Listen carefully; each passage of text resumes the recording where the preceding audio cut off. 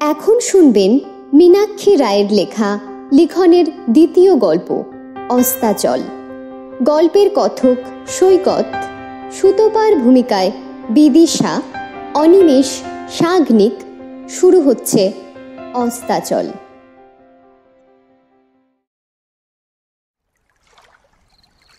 জ্যৈষ্ঠর শেষ বেলায় সূর্য যখন পশ্চিম দিকে অস্ত গেছে, ঠিক সেই গোধূলি লগ্নে অনিমেষ গঙ্গার পাড়ের এই ঘাটে এসে বসেছিল। আগে সে সুতপার সাথে প্রায়ই আসতো এখানে। এই ঘাটে জনকলরব অনেক কম, কথা বলে সুখ আছে। অনেকক্ষণ হয়ে গেল আজ সে একা বসে আছে এই ঘাটে। ধীরে ধীরে অন্ধকার আরও ঘন হয়েছে। নিকষ কালো অন্ধকার আজ 15 দিন হলো তার মনকেও ভরিয়ে রেখেছে। একটা চাপা আর্তনাদ বেরিয়ে আসতে চাইছিল তার অন্তর থেকে। উত্তর পাওয়ার আশায় যে প্রশ্ন অন্ধকারের বুক চিরে ছুটছিল, সেই উত্তরকে সাথে না নিয়েই ফিরে আসছিল বারবার। তবুও অনিমেষ আজ 15 দিন ধরে একই প্রশ্ন করছে, সুতপা তুই কোথায়? কেন একটি বারও তুই তোর অনিমেষের খোঁজ নিচ্ছিস না? পথ কিভাবে আলাদা হলো সুতপা? হঠাৎ সুতপা বাড়ি যাবে বলে শিলিগুড়ি ট্রেন ধরার জন্য রওনা দিয়েছিল। অনিমেষ সেদিন স্টেশনে যেতে পারেনি। বাবাকে নিয়ে হাসপাতালে যেতে হয়েছিল তাকে। সুতপা সাহায্যটুকু না করলে হয়তো বাবাকে ভালো ডাক্তার দেখাতে পারতো না অনিমেষ। সেদিন বাড়ি ফিরেই তোকে ফোন করা শুরু করলাম। আজ পর্যন্ত পরিষেবা বন্ধ আছে শুনে যাচ্ছি। হঠাৎ অনিমেষের মনে হলো কেউ যেন সিক্ত শরীরে তার পাশে এসে বসল।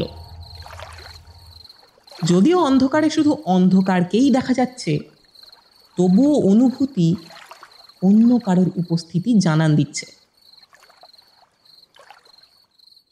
অনিমেষের মনে পড়ে গেল 3 বছর আগের সুতপাকে দেখার সেই দিনটা। কলেজে ভর্তির দিন ওর সাথে পরিচয়। দুজনেই ইতিহাসে অনার্স। খুব ছটফটে আর ডাকাবুকো মেয়ে ছিল সুতপা। সত্যি কথা বলা আর সত্যি জবাব দেওয়া সুতপার রক্তে মিশেছিল। অনেক স্বপ্ন সাজিয়ে রেখেছিল ও।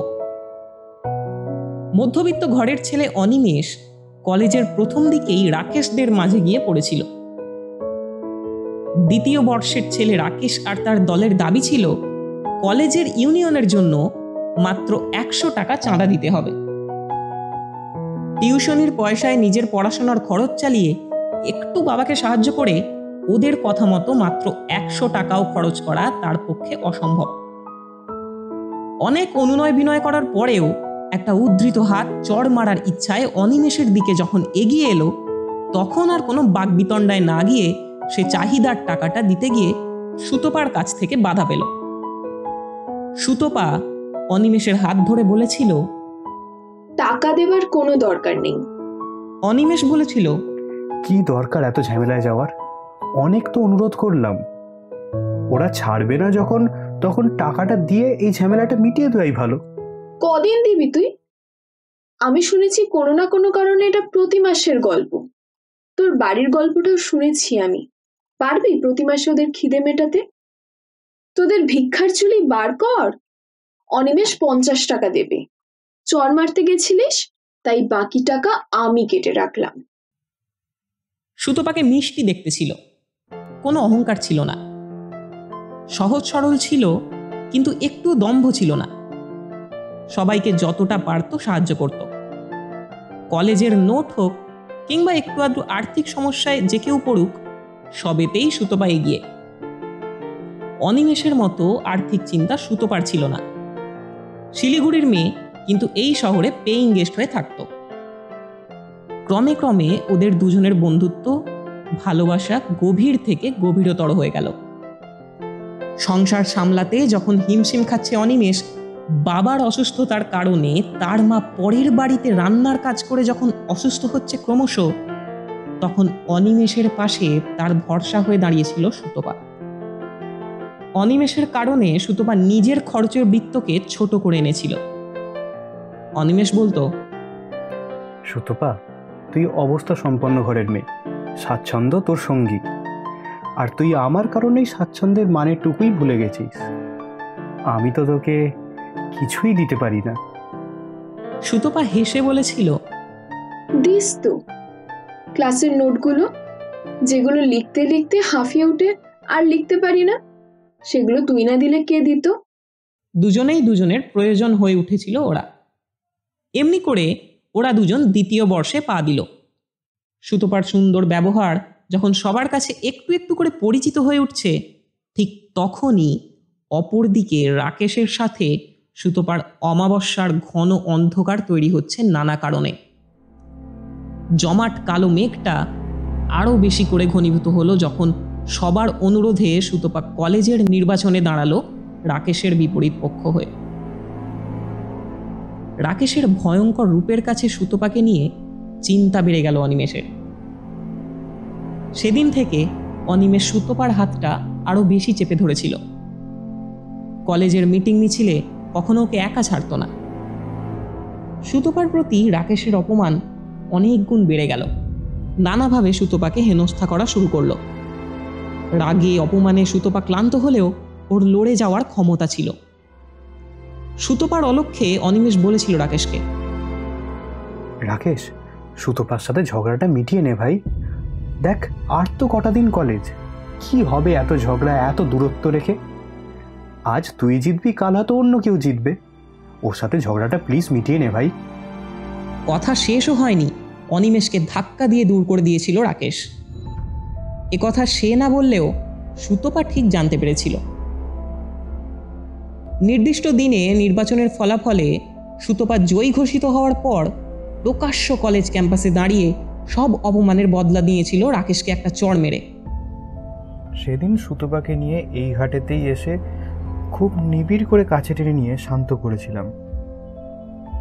সেদিন আমার হাতে হাত রেখে ও বলেছিল, জানিস অনিমেষ, আর কখনো নির্বাচনে নাম লেখাবো না। রাকেশকে শিক্ষা দিয়ে দিয়েছি। অনিমেষের মনে হলো পাশের সিক্ত ঠান্ডা অনুভূতি যেন আরও কিছুটা তার দিকে সরে এলো। সেদিনের পর থেকে বাবার অসুস্থতার কারণে ঠিক করে দেখা করে উঠতে পারেনি সে, কারণ কলেজেও দিন 15 ছুটি শুরু হয়ে গিয়েছিল। শুধু ফোনেই কথা হয়েছে। একদিন শুধু দেখা করে হাতে 5,000 টাকা দিয়ে সুতপা বলেছিল, টাকাটা রাখ, বাবাকে ভালো ডাক্তার দেখা। বাবা একটু সুস্থ হলেই আমি তোকে নিয়ে ঘুরতে যাব। বাড়ি যাবে বলে নিজেই টিকিট কেটেছিল সুতপা। রাত 8টায় ট্রেন ছিল। আর সেদিন অনিমেষ বাবাকে ডাক্তার দেখিয়ে অনেক টাকার ওষুধ কিনে বাড়ি ফিরেই ফোন করা শুরু করেছিল সুতপাকে। শুধুই সুইচ অফ বলে যাচ্ছে সেদিন থেকে আজ পর্যন্ত। অনিমেষের ভেতরের কান্নাটা আবারও যেন দলা পাকিয়ে উঠল। নিঃশব্দে একটা প্রশ্ন আবার ও অন্ধকারের ধাক্কা দিয়ে উত্তর না নিয়েই ফিরে এলো। সুতপা, সুতপা তুই কোথায়? আমি কি তোর এত অযোগ্য ছিলাম? বলেই তো সব শেষ করতে পারতিস। এভাবে লুকোচুরি কেন খেলছিস? সুতপা, তুই কোথায়? নিঃশব্দে একটা প্রশ্ন আবার অন্ধকারে ধাক্কা দিয়ে উত্তর না নিয়েই ফিরে এলো। অনেকক্ষণ পর অনিমেষের মনে হলো জায়গাটা ভীষণ ঠান্ডা হয়ে গেছে। অনিমেষ নিজের মনেই বলল, সবাইকে ফোন করে জেনেছি, কেউ জানে না, কেউ জানে না তুই কোথায়। আমিও জানি না তোর ঠিকানা। কবে ফিরবি তুই সুতপা? তোর আমার এই প্রিয় জায়গায় আজ আমি ভীষণ একা রে। তুই কবে ফিরবি সুতপা? ঠান্ডা ভাবটা বাড়তেই অনিমেষ বাড়ির পথ ধরবে ঠিক করলো। নির্জন নিঃসঙ্গ নিস্তব্ধ জায়গাটা আরো বেশি করে অন্ধকারকে আলিঙ্গন করেছে। এখানে এসে যে জল দেখতে পায়নি, সে জল এখন কিভাবে এলো অনিমেষের বোধগম্য হলো না। চিন্তার জাল ছিঁড়ে গেল যখন পাশ থেকে সুতোপার গলা পেল। অনিমেষ প্রশ্নের পর প্রশ্ন করে গেল। তুই তুই কোথায় ছিলি? কবে এলি? কি করে জানলি আমি এখানে? এতদিন ফোন করিসনি কেন তুই? কোনো কথা না বলে সুতপা অনিমেষের হাত ধরল। প্রখর গরমের দাবদাহে মাঘ মাসের শীতলতম দিনের চেয়েও সুতপার ঠান্ডা হাতের স্পর্শে অনিমেষ চমকে উঠল। সুতপা তাকে নিয়ে চলল এই ঘাট ছাড়িয়ে আরও একটু দূরে, গঙ্গার পাড় ধরে এক অচেনা জায়গায়। বলতে বলতে চলল সুতপা। অনিমেষ, যেদিন আমি শিলিগুড়ি যাব বলে ট্রেনের টিকিট কাটতে গেছিলাম, সেদিন রাকেশের বন্ধুর সাথে আমার দেখা হয়েছিল। বলছিল আমরা সবাই বন্ধু এখন থেকে, রাকেশকেও বলবো সব মিটিয়ে নিতে। যাবার দিনে হঠাৎ রাকেশের ফোন, বলল এবার সব ভুলে বন্ধুত্বের হাত বাড়াতে চাই, বাড়ি যাবার আগে একবার দেখা করে যাস, আমি তোর আর অনিমেষের প্রিয় জায়গায় থাকবো। আমার হাতে ব্যাগ বেশি ছিল না, তাই ভাবলাম দেখা করেই যাই। রাকেশের সাথে দেখা করার পর আমাকেও এদিকে নিয়ে এলো। তারপর জানিস, ওর ভালো কথায় সবকিছু ভালো ভেবে নিয়ে আমি যখন ফিরবো বলে ফিরলাম, তখন ওর কঠিন হাত দুটো আমার গলায় একটু একটু করে চেপে বসতে লাগলো। আমার আর তো চিৎকার বাঁচার ইচ্ছা কারোর কোনো ইন্দ্রিয়তে প্রবেশ করেনি। নিঝুম পুরীতে তখন আর একটিও ব্যক্তি ছিল না যে আমার প্রাণ পাখিকে খাঁচাতেই আটকে রাখবে। সেটা শরীর থেকে মুক্তই হয়ে গেল। আমার নিষ্প্রাণ শরীরটা এখানে জলাভূমিতে পুঁতে দিল রাকেশ। ভীষণ কষ্ট হচ্ছে রে, আমার দেহটাকে তুই মুক্ত করিস। এদিকে কেউ আসে না, তাই আজও আমি এখানেই ছিলাম তোর অপেক্ষাতে।